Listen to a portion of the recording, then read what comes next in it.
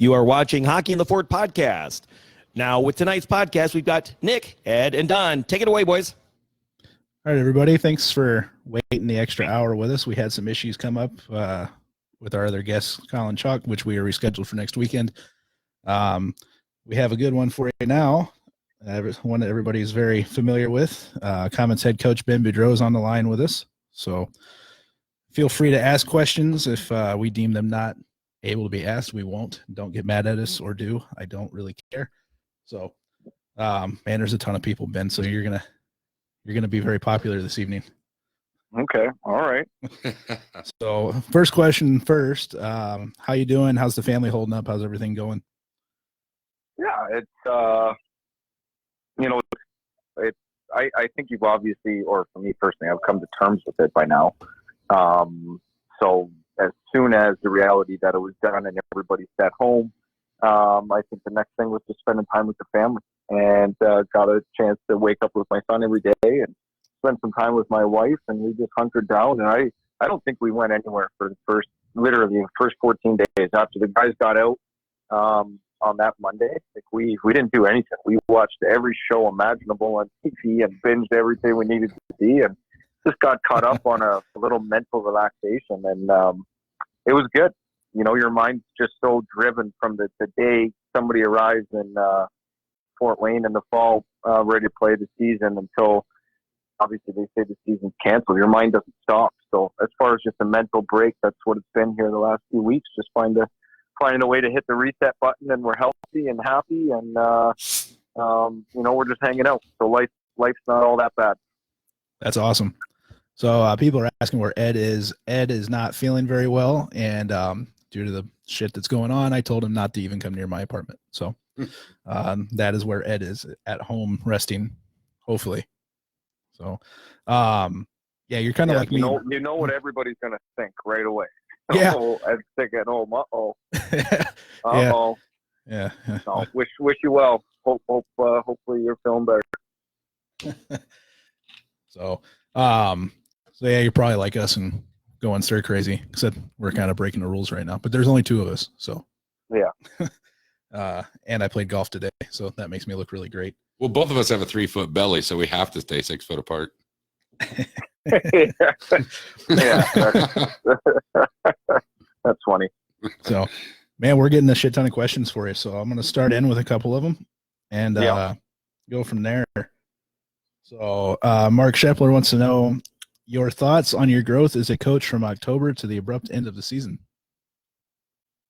You can project a ton of things. You think you know X's and O's and everything like that. That'll never change. It's dealing with personalities, and until you're put in that situation, you can only learn from it. So there was a lot of learning opportunities, absolutely, for sure. But by the end of the year, we had things going in the right direction, and I was really anxious to get to playoffs because we were healthy and excited, and everybody was ready to go, and everybody was bought in, and there was just a lot of positives. And so as far as day one to the end of the season, it was a nonstop learning process, and I thought we were in a pretty good position by the end. I thought everybody grew, everybody in the team and the organization. So I thought it was a really good year as far as taking steps and making some progress. But there's situations that until you're a head coach in this hockey world that you'll never be in until you're in them. The only way to learn from them is by going through the experiences. So it was good to get a lot of stuff thrown at us this year, because it was a crazy, crazy year. It definitely could be called that. So how was it in your position working with basically two affiliates? Yeah, my position is the go-between, for everybody. Anytime right. You're dealing with LA, they'll call you late. We need a player, or we're sending a player down, and same thing with Chicago and dealing with them. And then, obviously trying to win, in Fort Wayne and having your own ownership. And that's the priority, is making sure we win in Fort Wayne. So, movement. At times it was tough, and at times you were lucky to have two affiliates. So it was always a double-edged sword. And as far as just kind of staying level-headed, it wasn't that. You're either at 14 forwards, or you're down to 8 at one time. That you're either flush or you didn't have enough, and so that's there was a lot of positives, and at sometimes there was a couple drawbacks, and those are situations you get put in for the first time where you got to find solutions. So it was a lot of teams in our league. Like you look at Cincinnati and you look at Toledo, just within our division, and they've had some working affiliates for a while now. And I think that's something that Fort Wayne is looking to do. And there was a lot of positives, and there was a couple of drawbacks throughout the end of the year, but it was definitely something that was unique. It wasn't, we were the only team in our division that had something like that. I think there was only 2, maybe 3 in the entire league that was dealing with something like that. So it's definitely something unique in the first year where, like I said, it was a great working relationship with everybody, but it had its ups and downs for sure. Okay. Rodney wants to know what your plans of direction for next season, and who, if anyone, you'd like to see back. Do you want to go bigger, older, younger, fast, less defensive? Basically, what the hell's your plan? Well, look at where we were last summer compared to where we are this summer. Something to build off of. The cupboards weren't really stocked with a ton of guys, as you saw a lot of graduating players move on, retire, whatever have you. And this year, when you go a lot younger, you're able to retain a lot more players. So you hope a lot of the forwards come back, because I thought we had just a tremendous group of forwards. And not to say that we didn't have great D, but our strength was able to put the puck in the net.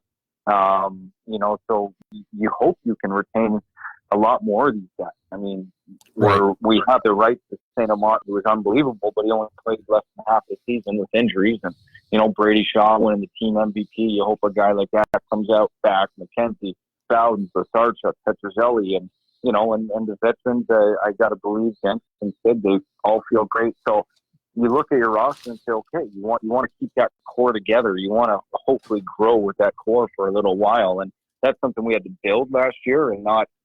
You don't have that core until you go through something together. And now we've had that chance to go through that first year as far as the group of forwards. And then you look at the back end, and there were some great things from guys like Gallipo and Hauser, I thought was great. Henry came in at the end that played good. And I still think Stewart is scratching at the surface. He's been marred 2 years now with a couple injuries, which stinks, but there are some great prospects, and having 2 affiliates, you don't get to choose your goalie who's in net, but with Stefanos coming in at the end, you said, oh my God, this guy's pretty good. So yep. Compared to last summer to where we are now, the proverbial cupboard is a little bit more stocked. And so what you have is, in the summer, who's coming back, who's not, but at least you have somebody to build around. So at the end of the year, we only had Siglowski and Petrozelli, who had played a full season for the Komets, in the lineup. That's 2 guys who had played a full season. So next year, we hope to have a lot more of that to start the year, to bring a lot more guys back. So that's the goal, and then take them and build around them and continue to build up. So the guys that would have become vets towards the end of this season, does that pause it, and they're still going to be non-vets next season? Well, if they didn't play 250 games yet, then they're not a veteran. So, in a way that's good for us that we're able to retain a couple guys. One of the big questions going on right now, everybody's popping, is do you expect most of the core group to, want to come back if they don't get their A deals, like I'm sure everybody wants? Well, the regular season wouldn't have even finished yet. We should have been in Cincinnati tonight, and we should have had a hell of a party today. Yeah. And the signing period doesn't even open up until June 16th, and anybody that's been on contracts here, there, or otherwise don't even get to become unrestricted free agents until July 1st or August 1st, depending if they're a veteran. So there's a lot of months ahead to speculate, and somebody can tell you one thing now and another happen, in the next 6 months before the puck drops. So it's just way too early to speculate. You hope and pray that a lot of these guys that called Fort Wayne home this year had a great taste of it. And one of the best things I thought we had going for us was the camaraderie. My first year as the assistant coach, everybody talked about how good the dressing room was, and that was our intention. In our first year, Olivier and I, we said, you want the winners, you want the captains, you want the great people, or you got to build the chemistry in the locker room. And our locker room was probably the best thing that we had, just guys supporting each other and loving one another. And that was a great feeling. And hopefully, guys miss that in the summer and want to get that feeling back, and you get as many of them back as you can. Right. So you mentioned Lekka's coming in at the end there. Obviously, in my position, I was rather impressed. Do you see him sticking around in the coast, or do you think he's got a better chance going up? Listen, if he was 6'3", you don't even have a chance of him playing the game at this level, because he'd be so good he'd be signed to an NHL deal. Right. So he's not, and that's why he's fallen through the cracks. I believe he had American League offers last year. Who knows what's going to happen in this summer? But he wanted an opportunity to play and not be a backup after coming out of his schooling season at the University of Vermont. And we said, listen, we've got 2 affiliated goalies, but if we got to win a bidding war, a recruiting war here, we'll give you an opportunity to play. And he came in, and I thought he was a spectacular game, but everything right up until that game was advertised. He was such a highly touted goalie, Hope Baker finalist, and set an all-time save record. It was, he had a few it was accolades. almost too hard to ignore, given the opportunity to bring him in. We had to give him a chance, and he was good. He lives up to the bill, and you just wish you would have been able to see him a little bit more. So right. I mean, who knows what's going to happen there, but I know he liked it here. That was the one thing, and he was a great kid, quiet kid, just was very confident, didn't say too much, and let his play do the talking, which you love to see. Yeah, that's awesome, especially at that age. Yeah. So, getting a lot of veteran questions. Do you, since you only started with 2 vets this year, do you have any interest in going with 4 to start next season? And then were you happy with how the vets all played and gelled this year? Well, to be honest, it wasn't our intention just to say, listen, we're going to have 2 veterans. We had to make up a whole new roster. Like I said, we didn't have a ton of guys returning back. Sid was the only veteran returning back from the core, and they all have their choice to play wherever they want, these veterans in the league. So there was a lot of us that haven't talked with a lot of guys, but they have to be the right guys. You don't want to just bring in veterans just to bring in a veteran. You have to have the right guys, and our intention was the locker room first priority. And if they didn't fit that mold of being a team first player and buying into what the Komets hockey style was like, then it was going to be a tough fit. So veterans have been playing a long time, obviously, and they're set in the ways, and it's tough to come to a new organization and put that first above your own intentions. And like I said, the guys that we got here, Jenks, Sid, even Verpass at the end, they were all brought in as being Komets, and that's what you have. So if we can find 4 of those guys that are going to be impact players, yeah, absolutely. But we're not going to bring in 2 guys that put themselves before this organization. We won't do this as staff. There's way too many years of tradition and excellence here to put somebody like that. And we know that the greatest teams, the championship teams, it's all about how tight of a locker room, that brotherhood, that willingness to play for each other. So that's our priority, is making sure that we have guys wanting to go out there and play for each other. Okay. So to answer your question in a short form, find me 4 of those guys. Okay. We got a question. Is scouting more difficult with all sports shut down, or is a longer look at film more helpful to you? It doesn't start right now. It's been an ongoing process. I mean, we were scouting guys last summer for this year and next year. So there's a lot of conversations to be had. You hire a lot of guys, not just let's see what's up there. There's relationships you have to develop. Like even, for example, Brett McKenzie, when he was in North Bay, the assistant coach was Jordan Hill. He was the captain of the Norfolk Admirals when I was coaching there. And when he retired, he was a coach, and I talked to him. I knew he was going to be an overager, and we were recruiting, and we didn't land him, and he signed in Providence, and we kept going the year after, and we ended up bringing him here. And how great of an impact player was he? So there's lots of conversations to be had. There's going to be, almost 90 teams, have an interest in some of these high end guys. So if you choose one and go all in, and you don't end up recruiting them, you're kind of done. So you got to have a lot of fingers out there, touching a lot of different areas of the game here. So just for us, we hope that we don't have to bring as many guys in as we did last year. Like I said, if we have more returning guys, then we get the key in. So that's going to be the key, is who's coming back and who's not for next year. So you don't just have a bunch of guys sitting around waiting for you to call them every day? Well, I mean, you do, but No. I mean, like during the season, you're like, oh, I need somebody. I'm just going to make a phone call. It's not something that you just decide one day on a Friday and Monday they're here. Yeah, that would be nice. What are you talking about? I see in the groups all the time. All we need is that stay-at-home defenseman that guards everything, that is really fast, and he's 10 feet tall. And at the same time, too, you try to use your players as one of the best recruiting tools.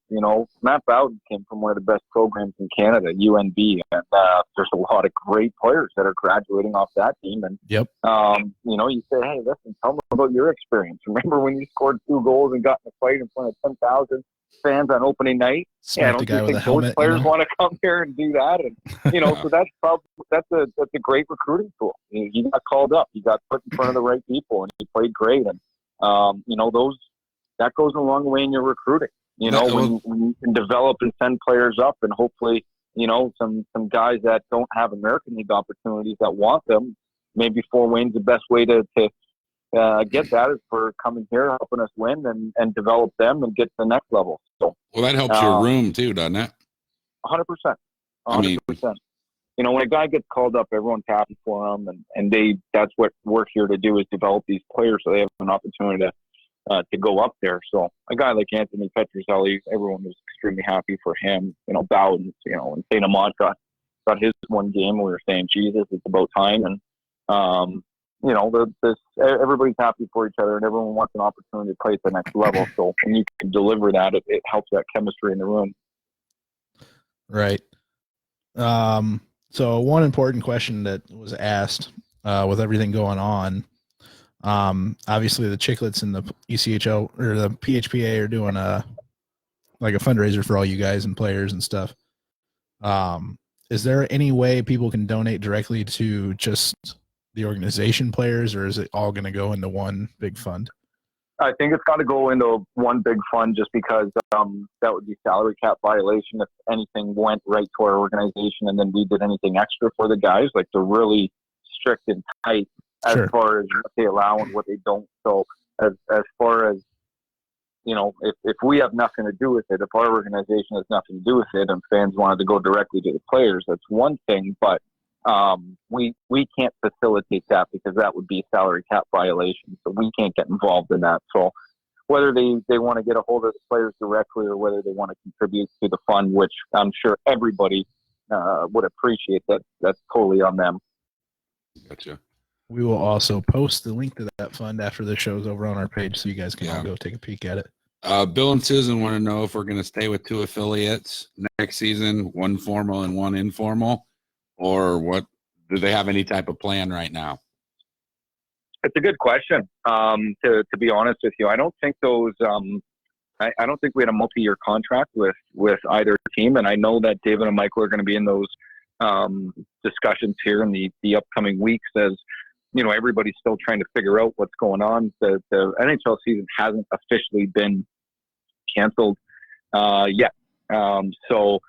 Until that happens in the American League and everybody, there's still time for that to happen. You want to know as early as possible to help with a ton of things, but the short answer is just I don't have any idea as far as what to tell you, because I don't think that's to be solved here in the coming days. I think it's going to be a few weeks or months, with a lot of discussions with our ownership group and management group as far as how they want to proceed. All righty. Sorry, we're getting a ton of questions for you. So Just scrolling back. I'm trying to feed through here. Rodney wants to know if we stay with Vegas, with Chicago out of the way, would they be willing to sign a goalie like Toledo did with Grand Rapids and Nagel?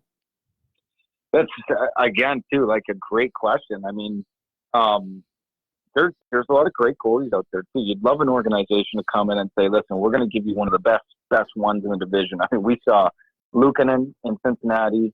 That was top 3 goalie, and then Billy Christopoulos with a brick ridiculous, wall. Yeah. Ridiculous. Just won, first team All-Star as a rookie. So you'd hope you'd come in and say, we want a proven guy and sign him to be cheap. But not every organization does that. You look at Wheeling, they sign young guys. You look at Indy, they sign young guys. And it just depends on who you're with, and those are a lot of discussions. And Vegas is going to be working with their own American League team and how they want to proceed. And they don't even have their facility up yet. And there's just a lot of questions that still have to come down the pipeline before that's answered, to be honest. But, one I'd love to be answered. If somebody wanted to come in and do that would help the Komets, absolutely. I'm 100% all for that. Awesome. And we're getting drilled over here. Do any of the players call and ask to come back from last year or this year, whatever you want to call it? Well, we have exit meetings before we're done, so you try to get, an idea of what everybody's intentions are. Usually you have a good review, all that stayed internal, but they give you a good idea of where their mind's at. Some guys they just have no idea because boom, we're set to play on the Friday and the Sunday that week. And, on Monday and Sunday, we're having meetings telling them to go home. So it happened so quick. I don't think everybody was even prepared. And so Europe is a big question mark right now. That if anybody was hoping to leave to go to Europe, I don't even think they're signing players because they have no idea if they're going to play, because they're supposed to be ready in August, and everybody knows what's going on over there too. So I'd love to be able to give answers and shed more light. That there's just so many question marks with this virus right now that I think it's going to keep a few players on this side of the pond, which is hopefully good for us.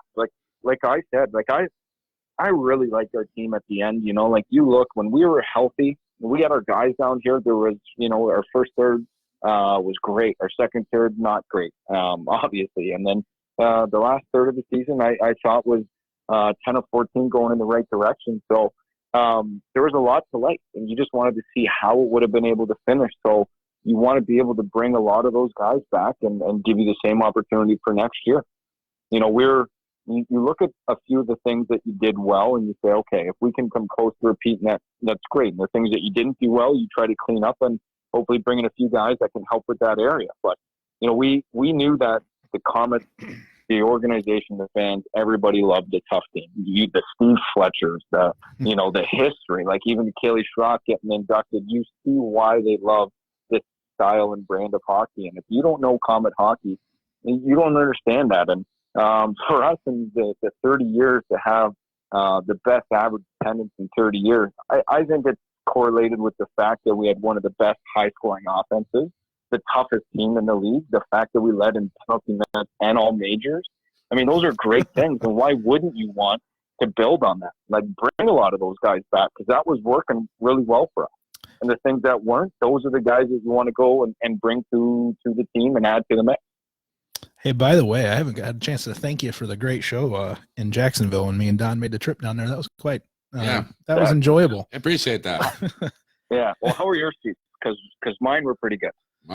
They weren't as good as yours, but we weren't too far from you either. No, we were right behind our goalie. Like I said, I can't tell you how many times Olivia would tell me, we're going to look back at this year and just say, I can't believe all this happened. In our first year together, the things that happened. No shit. Absolutely crazy. You'll never forget it. That was one of them. I couldn't believe that there wasn't a suspension on the play. I think everybody, like Brady's face was, we sent in the video and everything too. Oh, yeah. You want to see some retribution to protect him. That was your leading scorer. And, we got it. I was fired up too. Believe me. I'm one of the things as a young guy, being emotions, that you need to be able to control your emotions back there. Something I'm definitely learning to work with at the time, but that was an emotional game. I had to hold Nick back. Nick was ready to climb the glass. Well, Verpass, who hadn't even played a home game at this point, he had fought Vive in his first game in Cincinnati. We played 6 on the road consecutive, or 7 on the road consecutively, and he beat the crap out of McKinnon. Down in Jacksonville, and like I'm looking around, the guys are like, "Who is this guy?" He's a RoboCop out on the ice right now, and I was behind the bench for his first 3 years in this league, and I don't think anybody in Jacksonville really knew how tough he was too. So he got things going. Stewart, Haas, those guys, I'm telling you, I never in my darkest days would I want to be on the ice with those guys on their mask. So that was just a wild game. I wouldn't even want to be by the bench when they're mad. Learn that one down there too. And if that wasn't worse, Brett McKenzie split his entire arm open or his wrist open out. Yeah. So we saw that happen. Our seats where that happened. I watched Allen skate go up and catch him, and then I saw the blood pour. Oh my God, those guys were gone. Bowden's was gone. I think we had an injury or something like that too. And then I turn and I see our number 1 center just like grab his arm and it's squirting blood everywhere. I'm thinking, you can't make this up. You couldn't make this up. And then they score a goal off of, we put it in our own net, to go up. And then we had it was just a wild game. Sucks that we lost in overtime, but those are ones you remember, that's for sure. Yeah. So we, I don't know if you knew all this happened or if you saw the shows, we talked about it before, but we were partying out in the parking lot with all the Jacksonville fans because apparently they liked us. They liked me. Yeah, well, I'm the asshole. Anyways, we were talking, and all of a sudden they announced that AJ was starting on defense over their radio, and I was like, "What the hell?" That had to be a typo, which come to find out was. But even the Jacksonville fans kind of looked at us and they're like, "Oh God, please don't kill our team." It was man. That there's moments though where you think a team comes together, and that was. You could tell how much they cared about a guy like Brady. Yeah. They didn't hesitate. Those are times where you bring everyone together, and that was the tail end of the trip, and you couldn't wait to get home. And sucks that you lose, but that's why I was real excited for playoffs. Because if you have that team that's willing to fight for each other, just imagine when the season's on the line, how big of an effort you're going to get from those guys. And we're big and we're monstrous, and that's the kind of team that's tough to play against in the playoffs. But we had the right build going in there.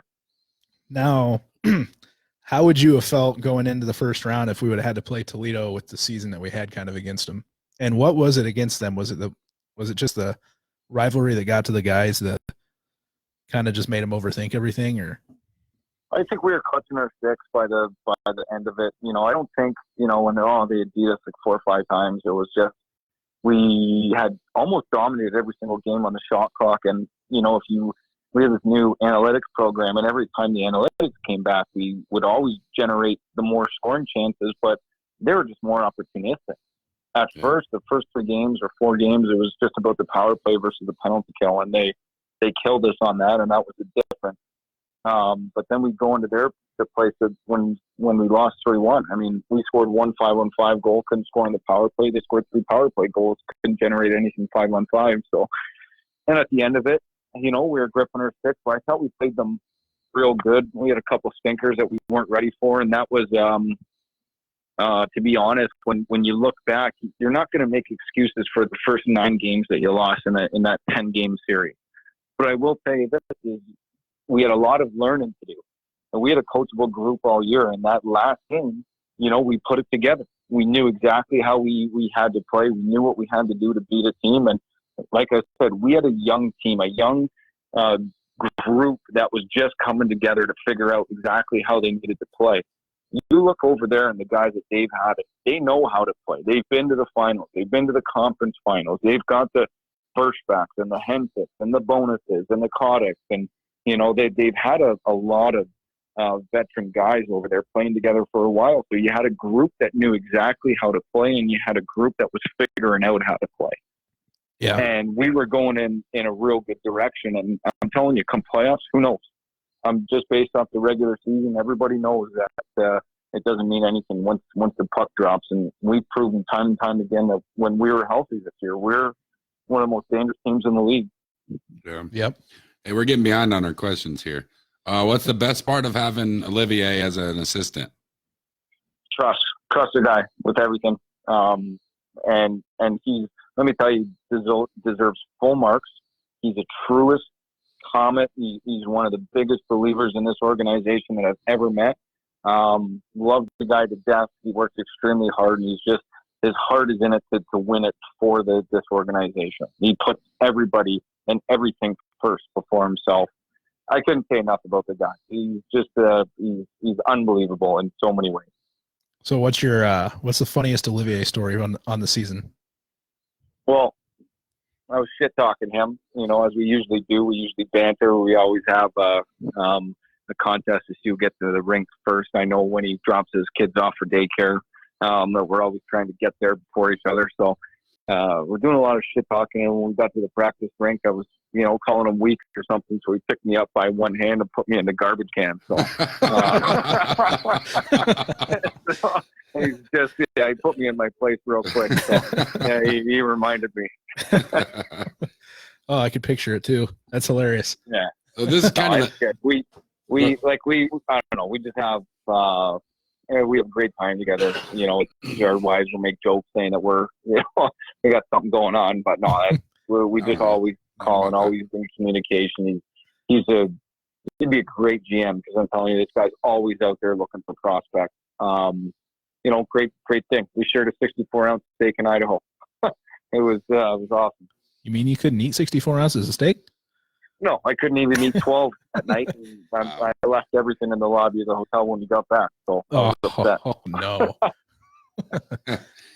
This seems like a no-brainer question, but I'm gonna ask it anyway. Do you want Sid and Jenks to come back? Yeah, it's a pretty easy question. Yeah, They're both great at what they do. Yeah. Yeah, that's what I figured, but I didn't want to blow anybody off here. Yeah.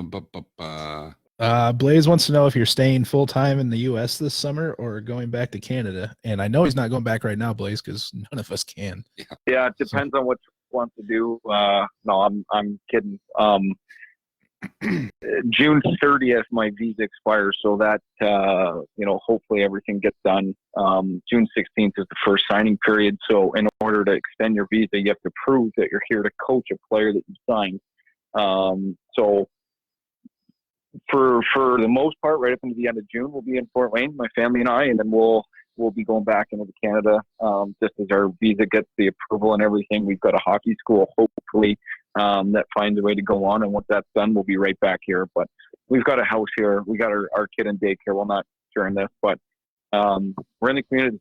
We love it here. We want to spend as much time as we can here. So we're full time as much as we can. All right. So I'm reading to see what all we have. What's your feeling on how many times the boys all dropped the gloves this year? I loved it. I mean, they care. You don't do that unless you care. Unless you, you're fighting for something. Nobody likes getting punched in the face. So the fact that they're willing to do that the most times in the league, it says something. It means they care to be here. They care. They want to win, and that's a real positive sign. Believe me, nobody's doing it for fun. So I was happy to see that we had a team that like to defend themselves and mix it up, and especially on home ice. I don't know, man. I've watched Sid fight quite a few times, and he's got that crazy freaking smile he puts on when he does it. Does. Well, who had the best tilt of the year? Oh shit! I mean, Jermaine had that 1 minute long at. That was awesome against Indy. Yeah. God, I love that kid. Good. I mean, Sid had a couple good ones. Bowds had a couple good ones. I mean, Bergie, Petey. I mean, even the unsuspecting guys and Hauser. How many? I think everyone kind of saw the crazy twitch in his eye. We did. So he had a quick reputation of being one of the toughest guys in the league. So there was a lot of good tilts. I'd love to see where everyone ranks them. I think the worst one was Ben Jones. Yeah, that poor kid. That poor kid. I'll tell you this though, it's but he popped up and kept playing. He found a way to show up, and that's tough. Yeah, that's tough to do. Yeah. So he realized what it's like to go in there, and I'm sure that'll be something I remember for a while because it's not something he was known for, but it says a lot when a guy's is sent down and you're willing to go and do that for teammates that haven't only played 4 or 5 games with them. Like I said, we had that belief. We had guys bought in, and that was the best thing. Guys cared. You know, if you ask me, I guess if I had to pick the 2 top tilts that I can think of right now, because there was enough, I think Lowen would probably be my top one, just based on how long the thing went, and he was still a new kid here. And then really, I kind of think that Verpe's fight with McKinnon in Jacksonville was pretty. I mean, he beat the shit out of that guy. That's probably true. Maybe followed by Haas and Wilson there, not after the game, the one following. The last game of the year. Yeah. Yeah, there's a lot to choose from, and that's what we set out to do. I'm really kind of surprised that Willie gave him that fight, actually. I really thought he'd just bait him and run, but it was actually a classy move by Wilson. I had a lot of respect for that. I like that. Yeah, me too. What about this one? This one, I don't know if you can answer it, but do you think all the ECHL franchises will make it through all this? And if we lose any, who do you think we might lose? To be honest, even if I speculated at something, I'd be guessing. I couldn't tell you because I have no idea what the financial status of any team besides Fort Wayne is, and we know that we're going to be here next year. So it's a good question. I couldn't even make an educated guess. Here's another one I don't know how much you can answer, but do you have any insight on where your dad might land next year in the NHL? He's waiting. You know, as far as openings and teams, they're still in this season, and until they stop the season or play it out and start preparing for the next, he's just at home. He could be one of the most boring individuals ever. he's got a workout machine at the house and he doesn't leave, and he's calling me 3 times a day, asking me for advice on shows. But he wants to coach. Like, he wants a 2-year deal. He wants to coach a team that has an opportunity to win a Stanley Cup, not a rebuilding team. But I'm sure he would take any opportunity. Nothing's official. He hasn't officially interviewed anywhere. But I think that something will happen. He's got the 3rd best winning percentage in NHL history, and if somebody wants a veteran coach, I'm sure he's got enough accolades that they'll take a chance on him. So I think it's a matter of time. A little bias, obviously, there, but nothing right now. All right, here's another question. This might make you think a little bit. One player in the league you'd love to have on your team. Doesn't have to be someone you're trying to get, just someone you wish you could have, but you don't. Josh Kessner. Ooh, good point. Was really good against us this year. Billy Christopoulos was unbelievable this year. Spencer Watson of Indy was really good against us this year. I really liked Wismerski too in Indy. I mean, there was just a lot of great players. I mean, Hawkins scored a ton of goals against us in Wheeling. There's a lot of really good players out there. It depends if they have rights or anything like that, but we saw some really good ones, and we saw a lot of those guys often. So those are a few names. What about somebody like Siebenthaler, the hometown kid? Yeah. Right.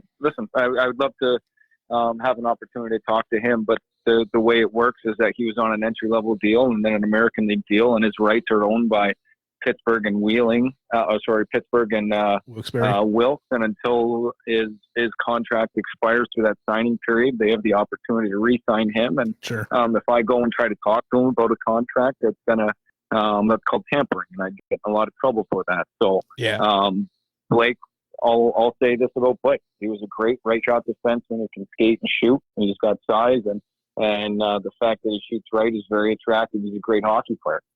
The fact that he's a Fort Wayne player, I believe that would make a big buzz not only for the city but for the team. But the kid can play, so I can't speak on his behalf. I haven't spoken to him or his agents or anything like that. And like I said, time will tell how everything plays out. But I like him a lot. He's a really good defenseman. Sure. So this is from Caleb, the kilt guy. It's the same question he had for Petey during the preseason. Do you think this team's future is as bright as Sid's bald spot in stadium lighting? Yeah. Yeah. Yeah. That's the one word answer. Yeah. When that happened, it was perfect because Sid popped his head in right when he asked that question in that interview when we had that office over at the Ice House. And Petey turned around and he goes, Sean, take your hat off. Come on, take your hat off. Yeah. That's good stuff. Don't worry. Me and Sean are going to have the same haircut here soon enough. He's just going to get rid of it all, huh? Not on purpose. So it's not going to go in that way. I have a question. I think there's a lot of people that want to ask it, but I just don't think that they're, I don't know. I don't know. Will, what happened with Will? I mean, we heard one side of the story. Are we ever going to hear any other side? I know David said that's all we're going to say on this. Has any of that changed at all? I mean, to be honest, the statement from the ownership, the group who puts everything together that I'm responsible to report to, came out and said that in a statement, and I'm not going to be anybody else to say. There's like I said, no, I'm not going to. I got you. Yeah. I guess, I mean, if you can't answer, you can't. But well, just about that situation. Just the situation itself. I mean, do most players in this league or other leagues, I mean, is that in their contract where, while you're on the road or you're somewhere, we can use your virtual signature? I mean, is there any rules around that, or do you not know? Listen, they're like, everybody looked into it. Like, he had a sprained ankle. We weren't fabricating or anything like that. I'm not, like, I know you want to ask and everything like that. It wasn't any sort of malice or ill intent or anything like that. Correct. It's just believe me, there was no bad intentions. Everything was in working order, and nobody tried to do anything of any ill will, is what I'll say. So everything was done with the best intentions. I can guarantee you that. But as far as just how everything unfolded and what actually happened, I'm not. Sure. The president and everybody said, don't talk about it. I'm just not going to talk about it. Sure. I gotcha. Well, I mean, me just as a normal fan, I would have thought something would have come down from the league if the Komets were in the wrong anyway. Yeah, for me, that the biggest thing is the season's over and you look ahead. You look ahead, and that's the biggest thing as a group. Everybody that wants to be a Komet is, like I said, if somebody wants to be a Komet, they're going to show you. And a lot of guys left it out up there on the ice, and those are the guys that you remember. The guys that played for the team, that put everything on the ice for the team, and those guys are true diehard Komets. And the more of those type of guys you can get in the locker room and on the ice there, the better it's going to be for the team and the organization. Yeah. All right, we'll get off that. I just figured that. I mean, that was something that went around for a long time, and a lot of people were wondering about it. And so, anyway, let's move on. No problem. Bill Fiengo wants to pipe in on the best tilt, and he says Rimshaw's scrapped just because it was so very unexpected.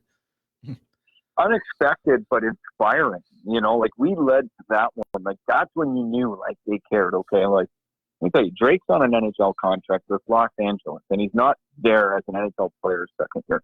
He's not even in Ontario in the American League. He came down for seasoning, and he knows that he's got another year, so he could come down and play for himself and try to develop and care.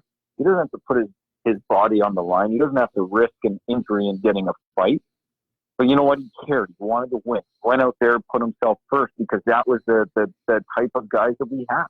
That was the message. And that came from leadership. That came from everybody just wanting it. And I think we were all there together. We were all in it together. And when Drake did something like that, you knew a guy like that really cared, sparked the team, and the rest was history, that game. So great on Drake, and obviously a great comment there. That one stands up for sure.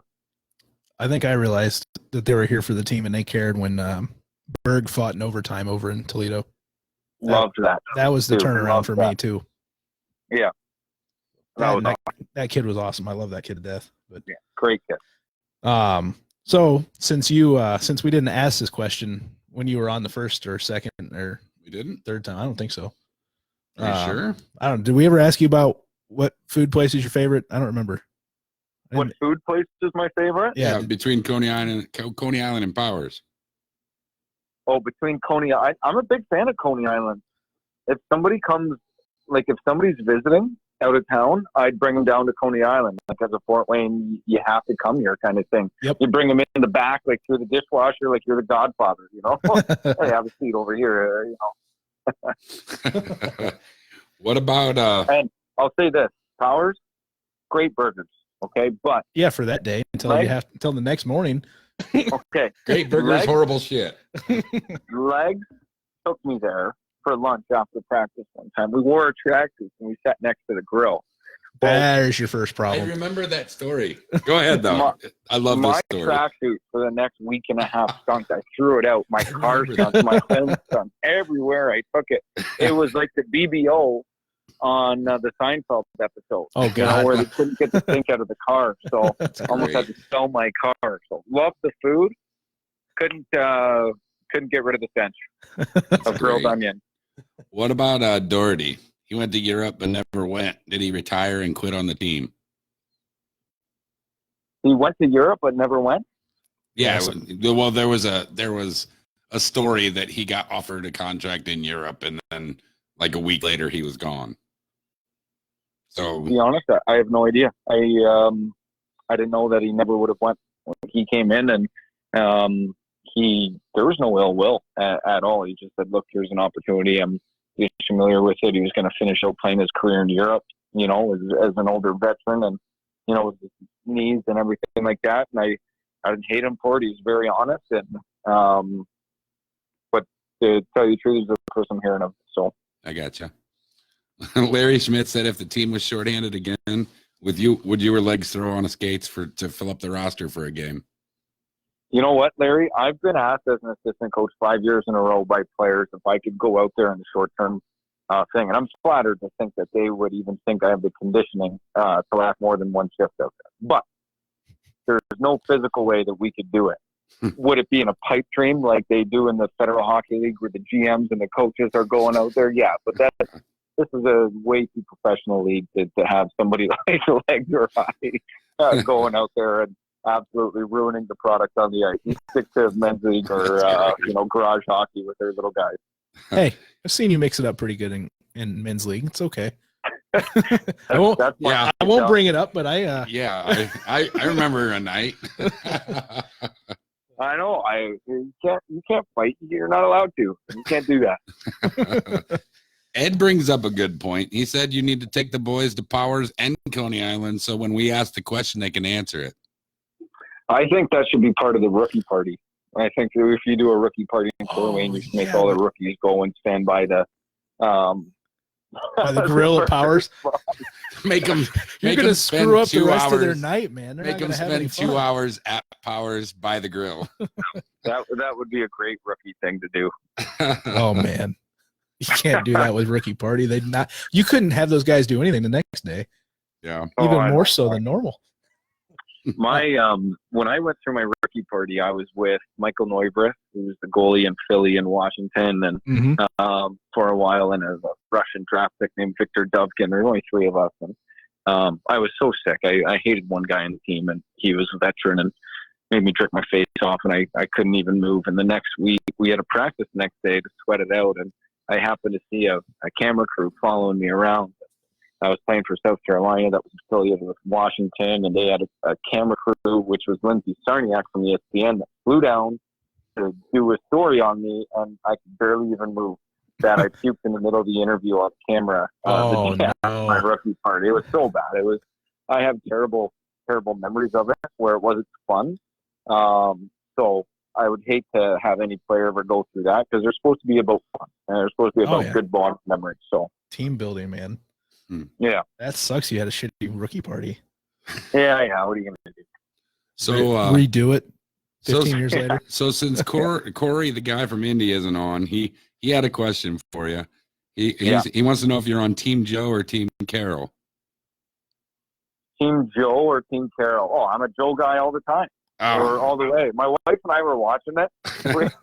I couldn't believe one episode after the other. I think it was wild. And I saw a meme that I thought was great, but nobody paid attention to the guy smoking a cigarette, carrying gas cans out of a shed filled with other gas cans. I do remember that. I don't know. I think Joe's a pretty good musician. I think he talked a lot of crap, and I don't think that murder for hire thing was any kind of warranted thing. And I definitely think Carol killed her husband. Jesus Christ. I guess I got to watch this show. Oh, my God. Yeah, I you know that you haven't been in on it, Nick. I'm telling you. Ben, you know. It'll take you for a wild ride. You know that isn't Joe singing those songs, right? He's just lip syncing them. No, that's You're ruining shit for me. I promise. Google's your friend. I promise you that is not him singing. That's got to be him. He's got a heavenly voice. Oh my God! Don't ruin it for me. If you're a Smurf, have you heard him talk? There is no way he could get that deep, and that's not even a deep voice. So, I guess we'll get back. I did get a message. What's your favorite binge show besides Tiger King now? Yeah, that you've watched during this shit. Okay, yeah. So players got out of here on the Monday. Like we did meetings on the Sunday, then Monday, and we said, okay, we're going to stay at home because that's what we were told to do. Go home, get the mental break. So my wife and I, starting on the Tuesday, Ozark hadn't come out yet. And so we had put on a couple of things. There was The Outsider we went through. What else? Hold on. There was The Outsider. We binged Ozark. We did Tiger King. I thought there was another one in there. They're better, Ben. There was another one in there. There was All American, Stranger Things. No, there was it was like a 10-episode thing with a lawyer trying to figure out if an Indian kid actually murdered somebody. Oh shit. We watched that. That was the name of the show. I forget it. But there's a few. Anyways, we've been binging a bunch and watching some movies and everything too. So I feel like there's nothing left on TV to watch. That we ordered a puzzle, so we're about to kick that out tonight. Oh, don't get a 3D puzzle. My wife and I almost got a divorce over a 3D puzzle. Okay, I'm telling you, the 3D puzzle is no, you can't do it. Yeah, have you watched Letterkenny? Yeah, I'm a big Letterkenny fan. I got you. Hey, we have a hockey question now. Holy shit. How do you feel about the travel and the schedule that the Komets play being in the Western Conference? I think it depends on who you are. Like for me personally, for a young kid and a wife, you want to be home all the time. And we play 52 out of 72 games or 50 out of 72 games in the division where you're at your home. I think we only have 2-3 really extended road trips. So, I mean, that's a pretty good thing. When I was in the Southeast, though, before I had my kid, you look forward to going to those road trips every weekend, usually playing Wednesday, Friday, Saturday. Atlanta is great. Greenville, is good. Charleston, South Carolina is unbelievable. Anytime you're in Florida, the weather's great. So until we go. What's that? It was cold as shit. I went in the ocean and almost got pneumonia. Yeah, you guys, I saw that. What were you thinking? I was thinking I'm at the fucking ocean. I'm going in. Yeah. I mean, that's like driving to Wally World and not going in.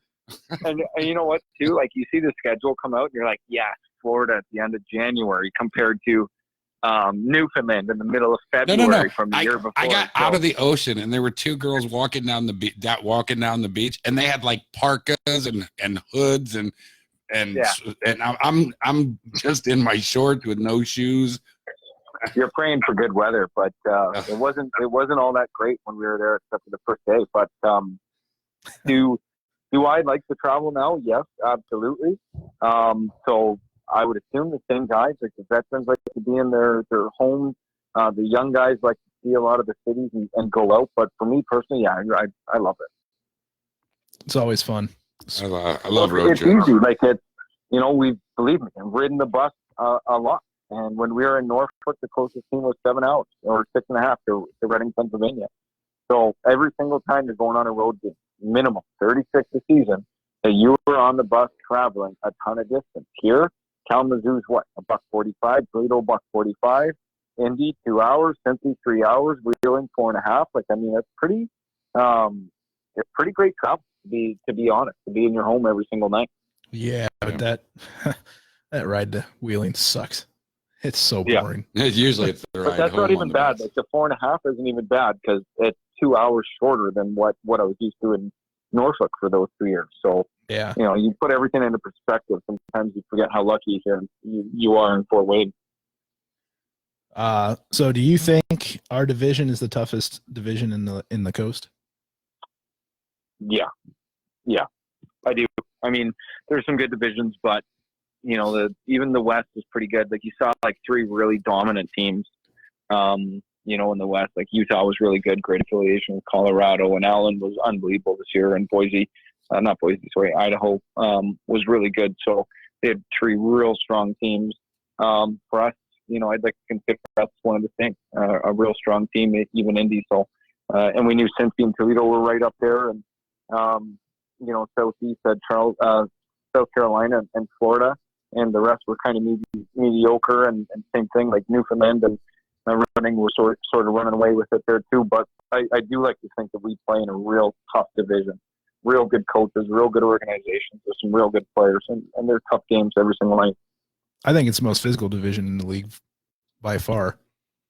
Yeah. Well, last year was the Mountain Division that was the most physical, and this year, like you saw what Toledo did. Like even though they played us 10 times, they had to go out and get Cedric Lacroix, and who's the kid at the end? Emerson Clark. Yeah, Emerson Clark. They had to go out and get 2 tough guys because they knew that if they were going to face us in the first round, that they didn't have the Kyle Haas and the Bowdens and the Verpass and the Stewarts and everybody like that. So they had to beef up. It's almost upsetting we didn't play that Friday night because it would have been, I'm sure some fireworks would have went. Nah, not with Clark out there at all. Yeah. Now, I was talking to a Kalamazoo player that I won't name just in case, but he did say that all the boys up there literally hated seeing us on the schedule because they all knew their hips were going to be bruised and battered and everything was going to hurt after the game. And we always caught them on a Friday or a Wednesday. We're tough to play against. I mean, our power play success was unbelievable against them, and we were really, really engaged in those games. And so that doesn't surprise me one bit.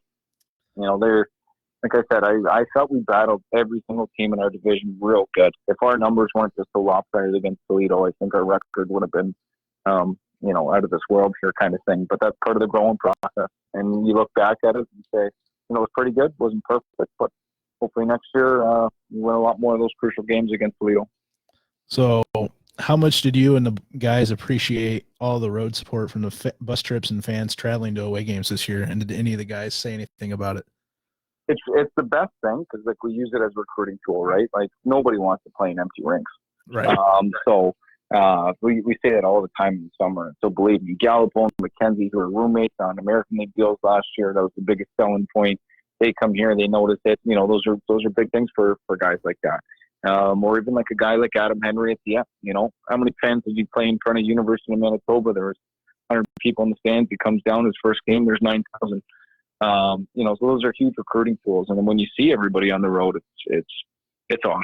And that's just why the Komets is a great destination to play. Believe me, it's not the weather. You mean our mild winter this year isn't an attraction? Yeah. No, it's anytime you go into the rink and you have a win, like how much fun was opening night.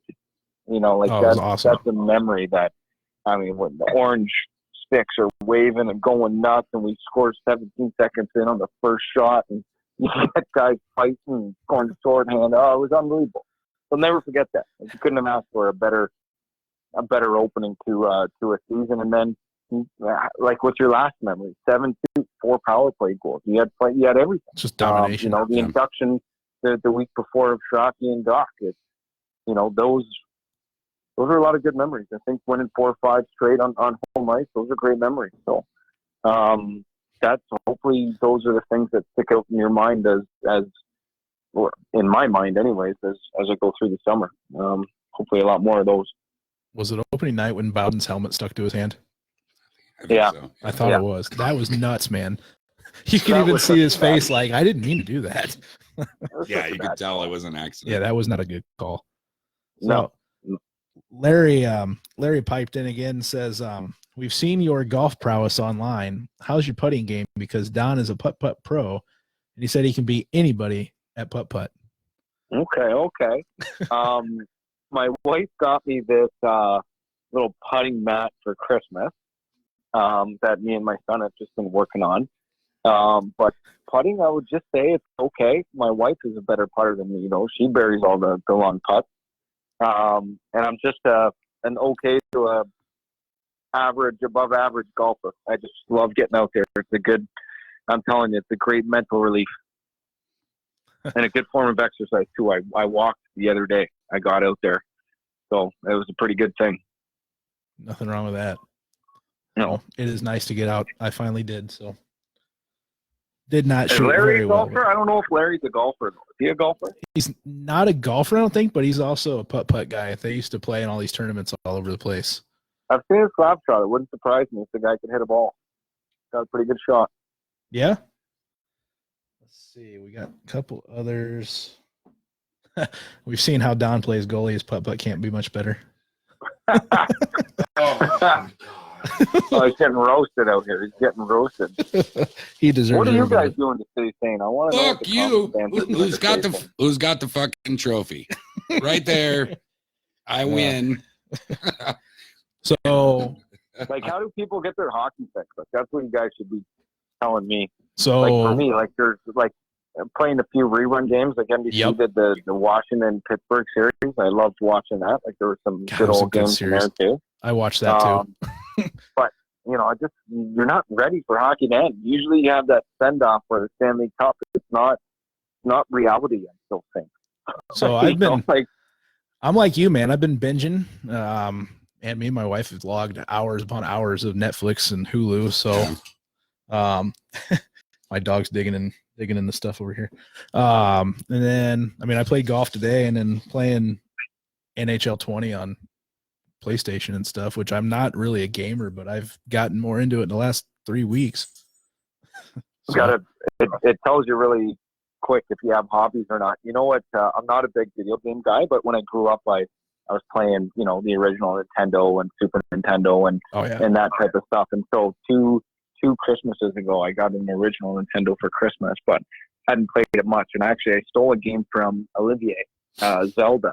You remember Zelda? Oh, I have the original Zelda still. Yeah. And so I was going just around aimlessly trying to play this game, but had no idea what I was doing. And my father-in-law, he was into it way back in the day. He was drawing maps and everything like that too. So it was kind of cool, you know. Just finding ways to stay busy during this whole thing is crazy. Like, you know, make a few phone calls to agents, and they'll tell you the same thing. Like, you know, like we're not. You know, it's great to talk to you. We're not going to sign anywhere anytime soon. It's only April or March or whatever it is. And, so you got to stay busy. And for me, I'm a big advocate of mental health, which I believe I'll get out at the golf course or going for walks or just being able to get outside the house. So there's no cabin fever setting in. But at the same time, like, we're trying to stay away from everybody and everything. No offense, but you know, we just time will come. Yeah, the world's crazy right now. Like, even at the grocery store, did a big shop because we're not trying to go off. And then, you know, just seeing the masks and gloves and all the precautions, it gets wild. Like, it's such a wild time. And when it was all over, like I said the same thing. Like, man, we are never going to forget this year. The stuff that happened this year was just wild. So, one to remember for sure, but one that I'll always be grateful for the support of everybody. So if anybody's listening, it means a lot.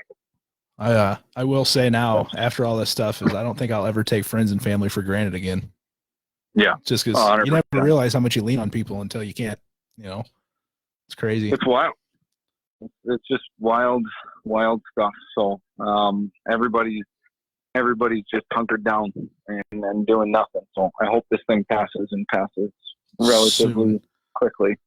Yeah, I'm kind of with you. I've been working with the junior kids and some of the tech players to get them signed and scouting some of the stuff for juniors next year, and we can't do shit.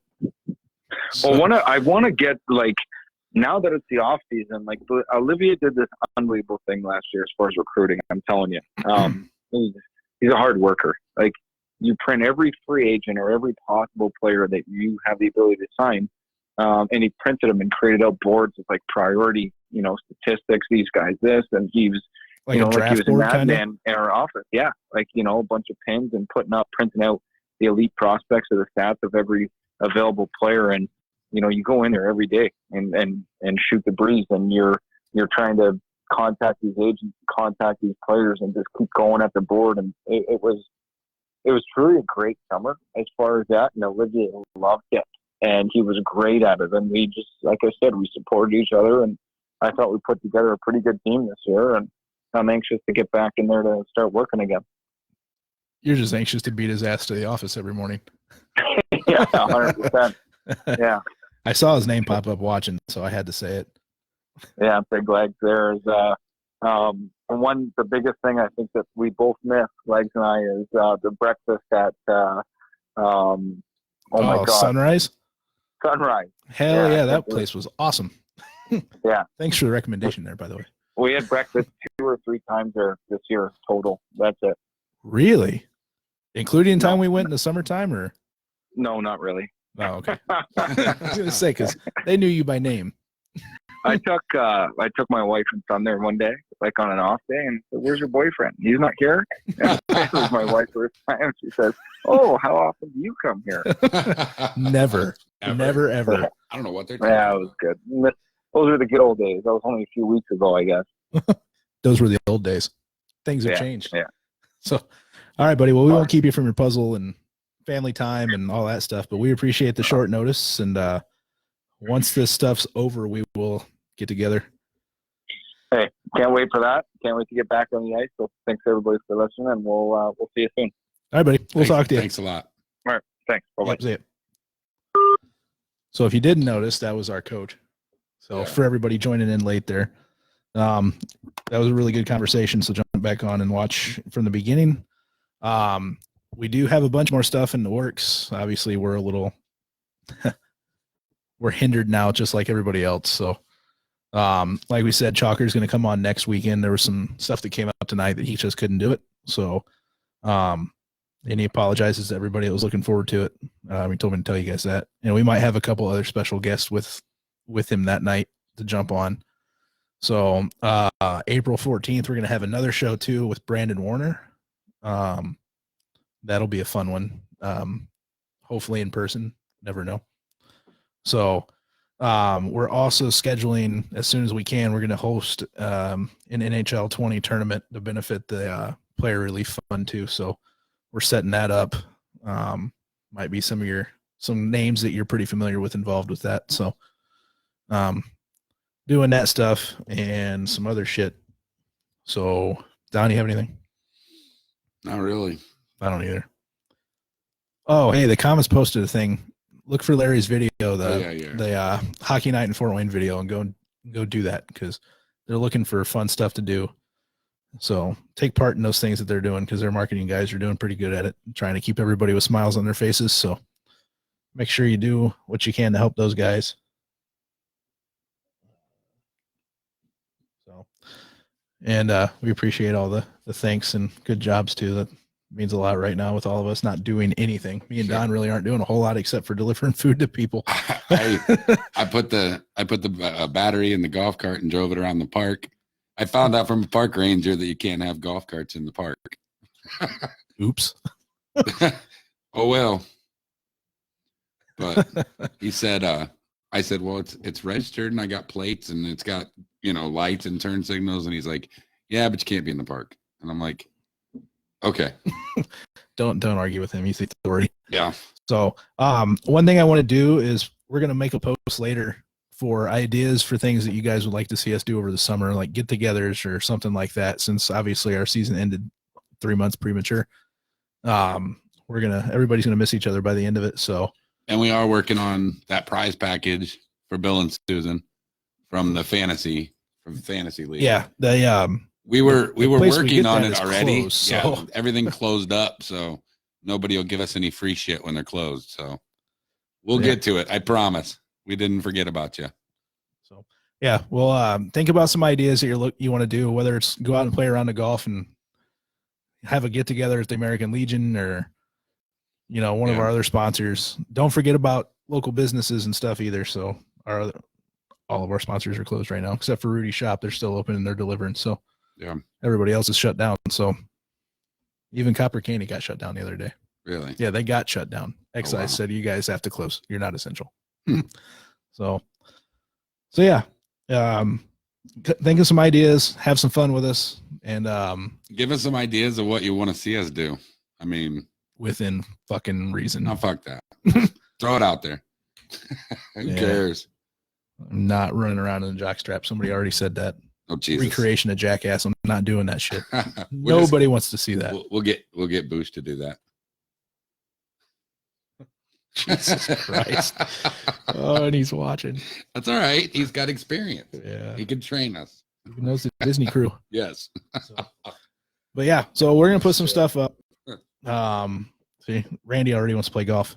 Everybody knows I'm game for that. So. I don't play golf very well. I can drink and drive the cart though.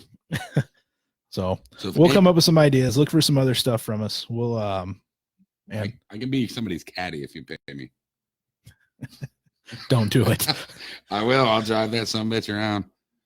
The putt-putt tournament. They have them every week. Every I think it's Tuesday nights at the North Course. So we might just have to set that up where we just show up and just say surprise. Yeah. Yep. Every Tuesday night, I know they have them at. I think they start at 7:00. At least they did 30 years ago.